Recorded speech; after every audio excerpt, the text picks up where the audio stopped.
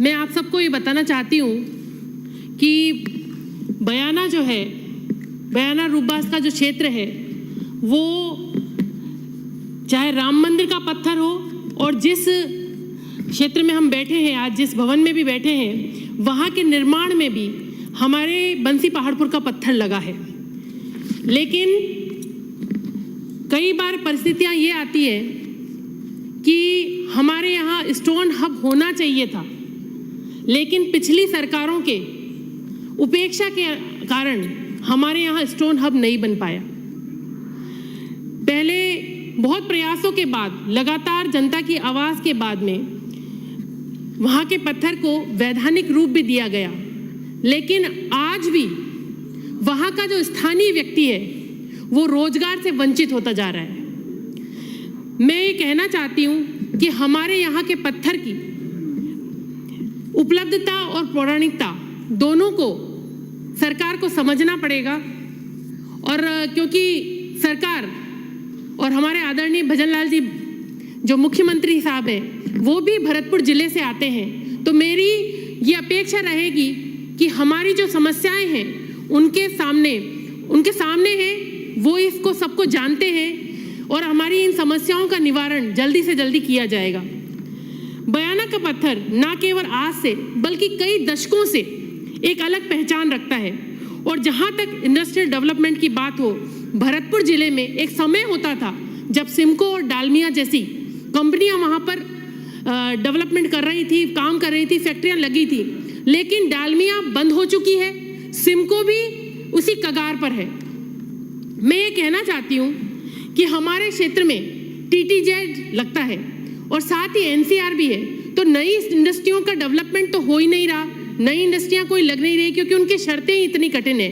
वहाँ पर रोजगार के साधन लगातार कम होते जा रहे हैं। और ये भी कहना चाहूँगी कि जब साल में कुछ समय भी ऐसा आता है जहाँ पर ईंट भट्टे बंद कर दिए जाते हैं, क्रशर बंद कर दी जाती है क्योंकि वो TTZ और NCR में आते हैं। और मैं ये कहना चाहूँगी कि बयाना में रीको की स्थापना 2010 में हुई और जो डेवलपमेंट रीको का वहाँ होना चाहिए था वहाँ पर आज भी नहीं हो पाया है। जहाँ तक रीको की बात है बयाना के, वहाँ पर स्थिति हम देखें तो वहाँ पर मीटर AN आज भी नहीं बैठता है। अगर कोई फॉल्ट लाइन में हो जाता है तो 4-4 दिन, 5-5 दिन और जरूरत पड़ती है तो 8-8 दिन तक भी इंडस्ट्री बंद रहती है। तो मेरा सरकार से ये निवेदन है कि वहाँ पर मीटर AN की पोस्टिंग की जाए, जिससे कि वहाँ के व्यापारियों को सुविधा मिल सके, इंडस्ट्री को बंद नहीं होना पड़े। क्योंकि आप सभी सदन में सब लोग जानते हैं कि एक इंडस्ट्री बंद होती है तो पूरे क्षेत्र पर प्रभाव पड़ता है। और बयाना में इंडस्ट्री के नाम पर केवल वहाँ की रीको जो है और पत्थर का ही व्यवसाय वहाँ पर है। हमारा पूरा बाजार, हमारी पूरी अर्थव्यवस्था उसी से चलती है। मैं ये कहना चाहूँगी कि वहाँ पर रीको डेवलप होता है तो कुछ शर्तों के साथ डेवलप होता है और वहाँ पर डंपिंग यार्ड सबसे पहली ज़रूरत थी। और रीको बने आज इतने साल हो गए, लेकिन डंपिंग यार्ड वहाँ पर आज भी ज़मीन रीको के डंपिंग यार्ड के लिए अलॉटमेंट नहीं हुआ है। तो मेरा सरकार से निवेदन है कि जल्द से जल्द रीको के व्यापारियों को डंपिंग यार्ड दिया जाए ताकि वो अपना वेस्टेज डंप भी कर सके और उससे जो प्रॉब्लम्स स्थानीय लोगों को हो रही है उससे भी निजात मिल सके। साथ ही मैं ये कहना चाहूँगी कि रूपबास में रीको की घोषणा पिछले कार्यकाल में पिछली सरकार ने की, लेकिन आज तक उसकी जमीन का अधिग्रहण नहीं हुआ है।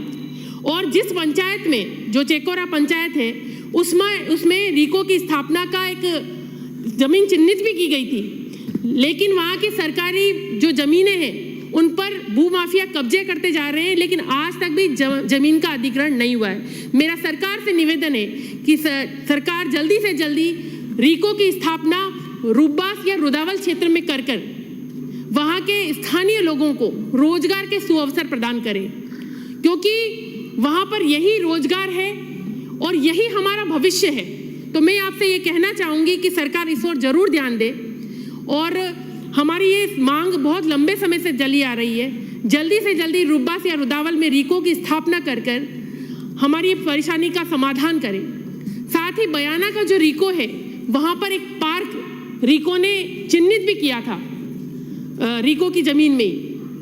आज तक उस पार्क का डेवलपमेंट नहीं हो पाया है और प्रदूषण की दृष्टि से भी वहाँ पर बीच में पार्क डेवलप किया जाना बहुत आवश्यक है। मैं साथ ही ये कहना चाहती हूँ कि रीको के एरिया में, बयाना के रीको एरिया में एक नाला है और नाले में ऐसी कंडीशन है कि वो आधा रेलवे में आता है, आधा रीको के पास है और आज तक बनने के बाद उस नाले की आज तक सफाई नहीं हुई। तो मेरा यही निवेदन है कि हमारी इन समस्याओं को देखते हुए सरकार जल्दी से जल्दी उन समस्याओं का समाधान करे। इससे आ गया पूरा।